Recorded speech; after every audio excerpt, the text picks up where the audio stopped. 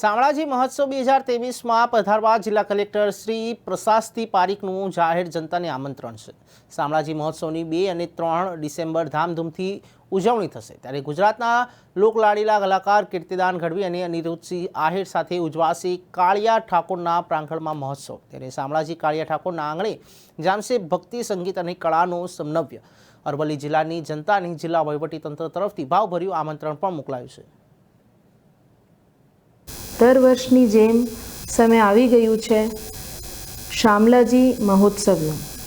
આ વર્ષે 2 ડિસેમ્બર અને 3 ડિસેમ્બરની સાંજે શામળાજી મંદિર પરિસરમાં શામળાજી મહોત્સવનું આયોજન કરવામાં આવી રહ્યું છે। રમતગમત, યુવા અને સાંસ્કૃતિક પ્રવૃત્તિઓ વિભાગ, ગુજરાત સરકાર અને જિલ્લા વહીવટીતંત્ર અરવલ્લી તરફથી આ પ્રોગ્રામ ખૂબ ઉત્સાહપૂર્વક યોજવામાં આવી રહ્યું છે।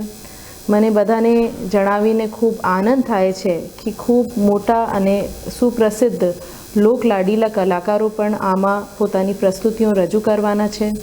એમાં કીર્તિદાન ગઢવી સાહેબ છે, અનિરુદ્ધ આહિર છે અને બીજા ખૂબ સારા ગ્રુપ્સ છે જે કૃષ્ણ લીલા ઉપર મિશ્ર રાસ અને ઘણી સારી પ્રવૃત્તિઓ રજૂ કરવામાં આવશે।